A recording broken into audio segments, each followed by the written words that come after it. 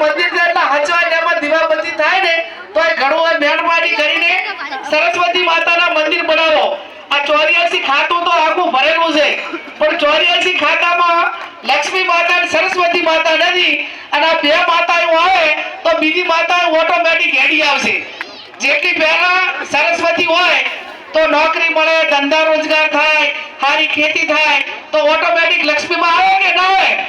પણ આપણે પહેલા ઘરે સરસ્વતી માતાને લાવવા પડે અને સરસ્વતી લાવવા માટે કરીને સ્કૂલોની વ્યવસ્થા કરવી પડે, દીકરા દીકરીઓને બહાર ભણવા મેળવવા પડે અને બહેનોને પણ મારી વિનંતી કે ઘરનું અર્થતંત્ર એટલે ઘરનું જે બજેટ કહેવાય, ઘરના જે મૂડી કહેવાય એ બૈરા કહેવાય ને બૈરા એ મહિલાઓ કરકસર કરે તો એમાં લાંબો વાંધો ના આવે।